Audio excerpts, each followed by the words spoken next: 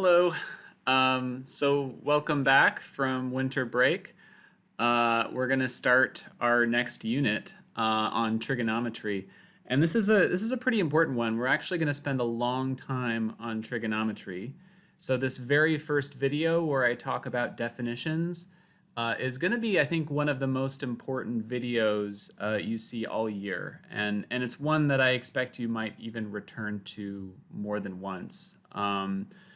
So the definitions we're going to be talking about today are a little bit more abstract, and we're not even really going to get into computations or applications today, just the strict definitions. Even still, this video is going to be like the basis for everything that follows for the next couple months, really. So it's a super important one, super important that you take the best notes that you can. So what we're going to be doing is we're going to be defining three new functions, the trigonometric functions. These functions are sine, cosine, and tangent. We're going to give two definitions of these functions. The first is one that you've probably seen before. I expect that the words sine, cosine, and tangent are probably familiar. It's the second definition that's going to be a little bit more general, one that you might not have seen before. So they're both pretty important perspectives on these functions. That's why we're going to go over both in pretty good detail. Okay. So we're going to start with the right triangle definition. This is the one that I'm expecting you to have seen in geometry class, even if very briefly. So what do we start with? Well, remember, these are functions, so they have inputs or you put in an input and you get out an output. So in this case, the input is an angle that we notate with this symbol theta that I'm highlighting right here. Now, you may not have seen this symbol before. This is a Greek letter, theta. It's actually the Greek th, the th sound. And the reason that we use a Greek letter, first off, what is it? It's just a variable. It's like x, y, a, b, any other variable in this class. It stands for a number.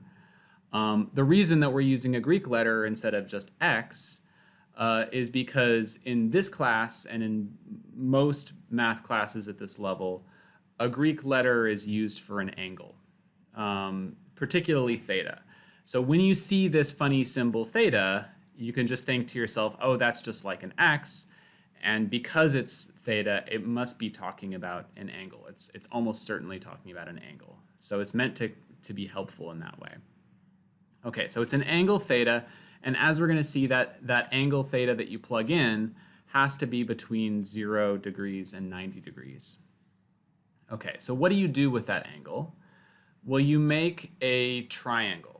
So the rules are you have to make a right triangle where theta is one of the other two angles, one of the two angles that is not the 90-degree angle. Okay, so in this particular example here, theta is actually about 34 degrees.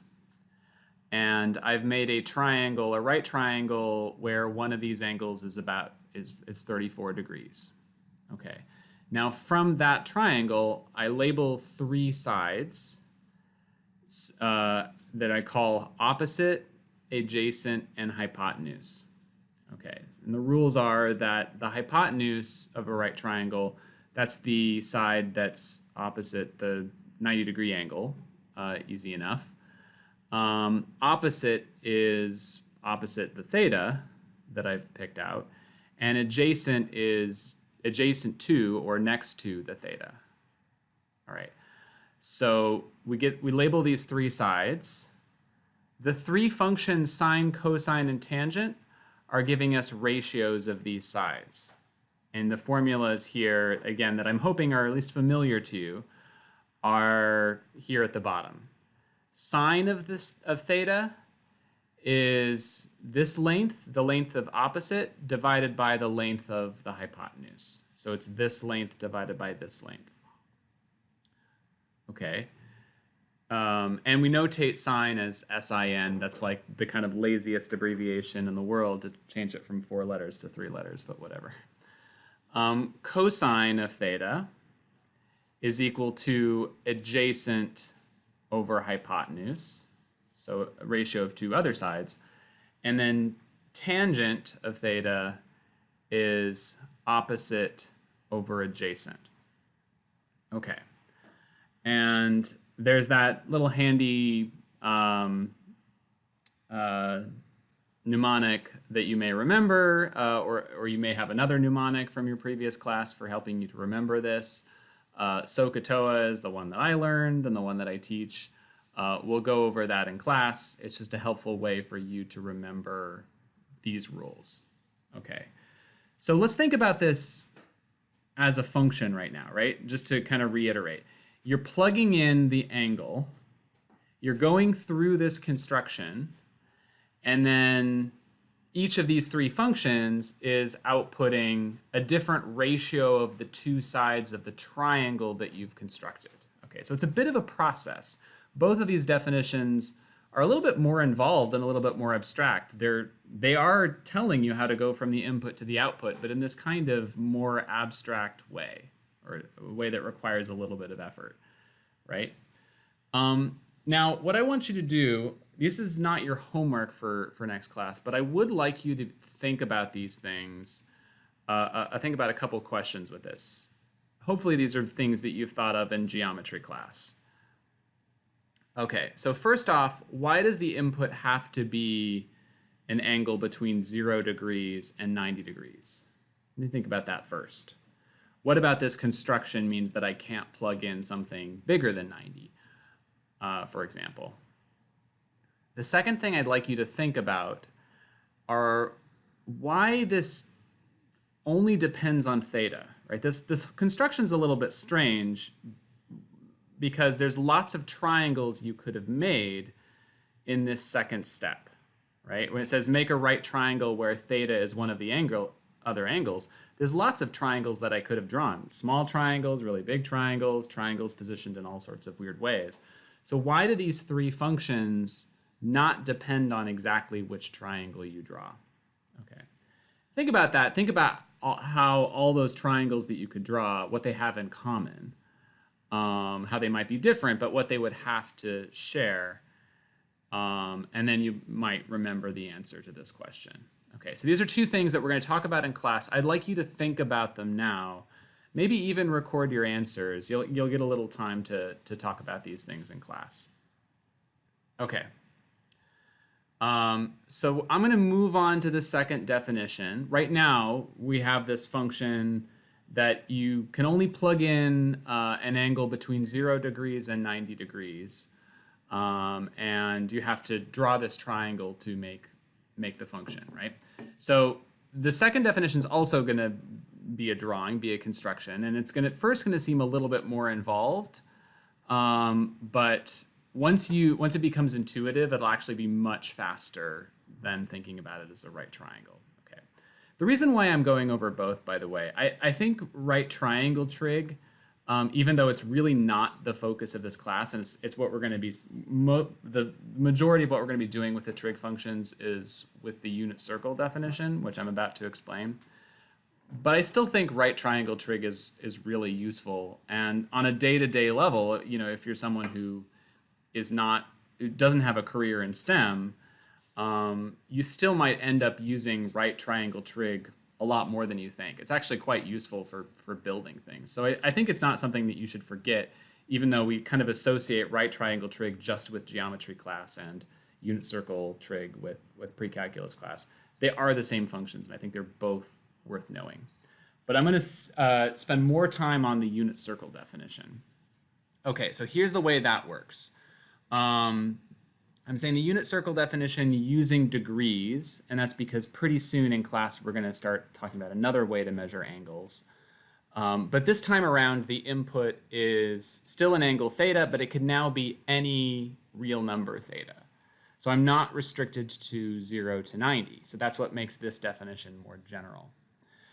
Here's the way to construct this thing. Now, given the theta, you're going to start by drawing a circle on the xy plane with radius 1 centered at the origin.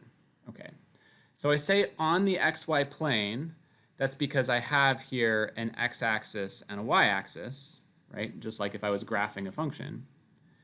But instead of graphing a function, I'm just going to be drawing a circle that has radius 1. Okay. This is the unit circle, and we're going to get really, really acquainted with this unit circle. So for example, this point on the right-hand side of the circle, that's the point 1, 0. This point up at the top is the point 0, 1. A bunch of other points on this circle that I couldn't give you their exact values for, but that's a picture we want to have in our heads, right? So here's what we're going to do. We're going to take the theta that's given, and then we're going to use that to determine a point on this circle, a point that we're going to call x, y at first. So when I say on the circle, by the way, I mean on the outside of the circle, so really on the blue line. And you're going to see me drawing a bunch of unit circles by hand, which you're going to be doing a lot of as well in this class. These are rough sketches, of course. Do the best you can. It does not have to be exact. Here's the way we find that point x, y. This is the most important part, and the part that you're going to be, I'm going to give you the homework on for today. Start at the rightmost part of the circle, and you move counterclockwise a number of degrees equal to theta. Okay, so here's a couple quick examples before I explain the rest of this. Theta equals 45 degrees. Okay, what do?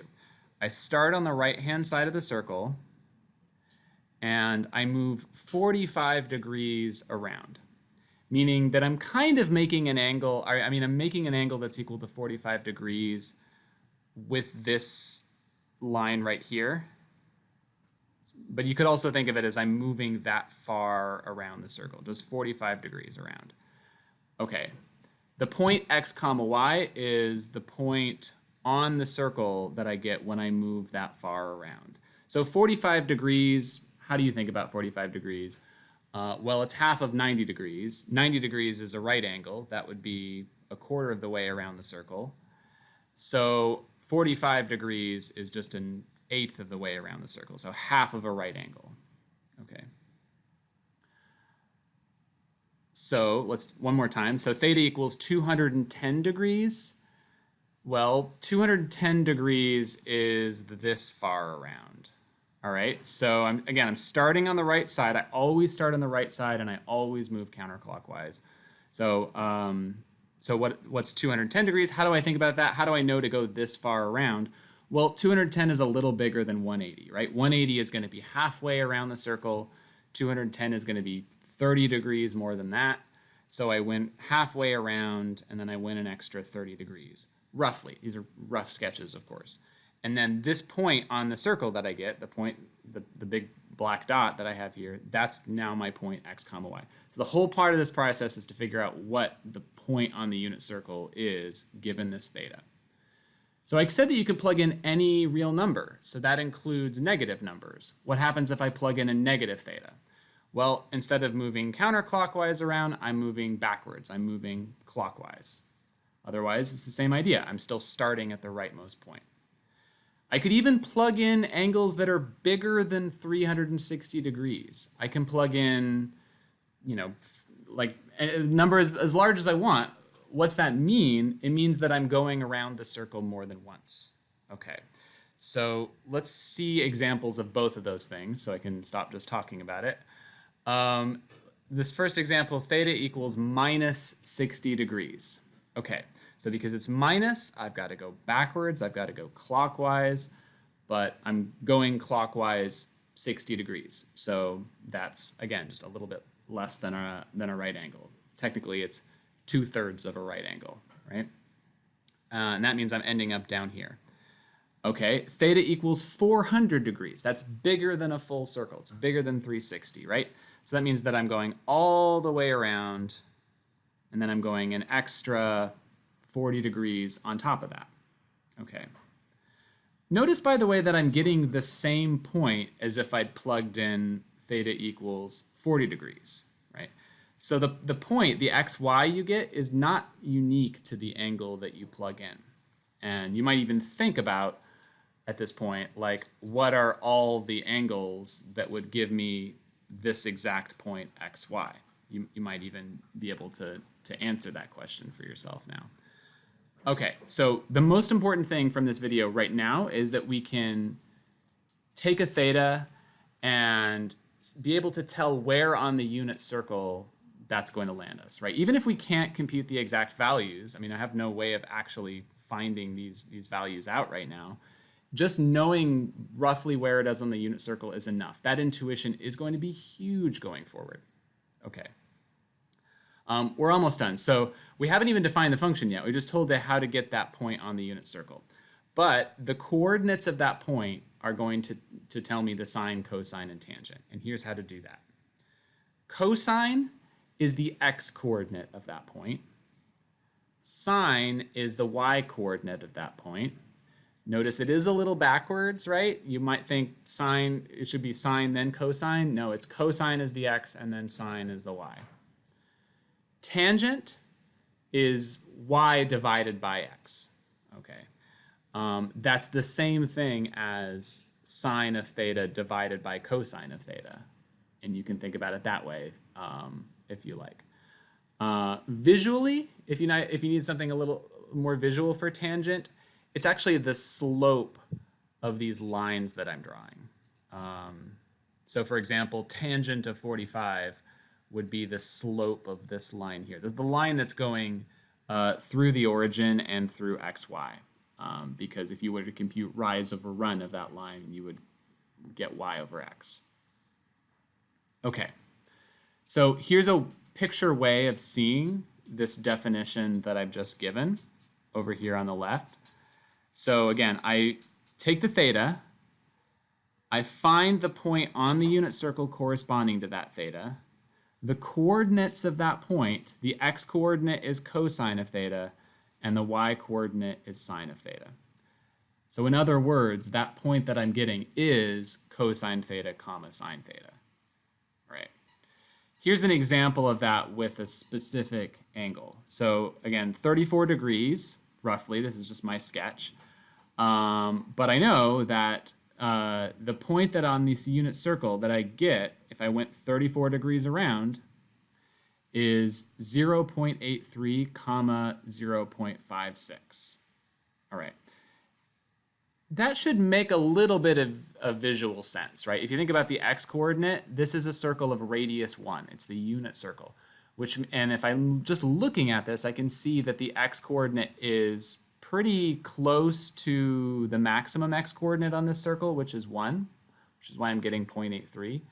And the y coordinate, again, kind of looks, even just with my crappy sketch, that it's about halfway up from the origin up to the top of the circle.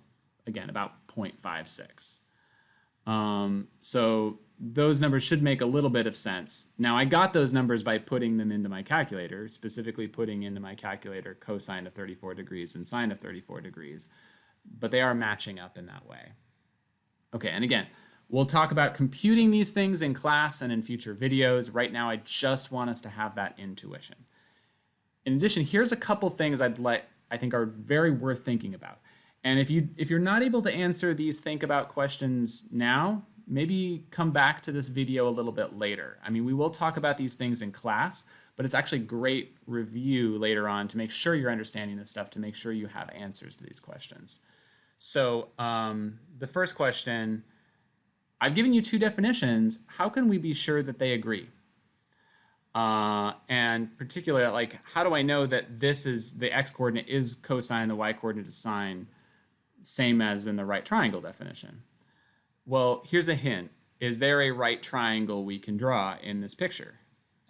Like specifically this picture here on the left, that makes it crystal clear that the two definitions are matching up. And I'll even give you a bigger hint than that. You could draw a right triangle where this line segment from the origin to this point is the hypotenuse of that triangle. Okay, so that might take you to the answer. Second question I'd like you to think about. I've told you what you can input into sine, cosine, tangent. In the second definition, you can input anything. What do you get out, right? So specifically like what are the actual outputs of sine, cosine, and tangent? What are the range of those functions? Worth thinking about. And again, we're going to get lots and lots of intuition. I haven't even given you the graphs of these functions yet. All that stuff will come later. Here's the homework for next class. All I'd like you to do, I've given you a bunch of thetas. I would like you to draw the point on the unit circle corresponding to that value of theta, the x comma y that I've been talking about. Remember, it's just a rough sketch. You don't have to use your protractor. If it's kind of around the ballpark, I mean, in the right quadrant is good, then that's all I'm asking for. And you don't have to find the coordinates of those points. I just want you to draw them on the unit circle. Draw your best unit circles that you can. So I will see you in class. I look forward to your questions. I know this is going to be a challenging and an engaging rest of the term. I will see you then.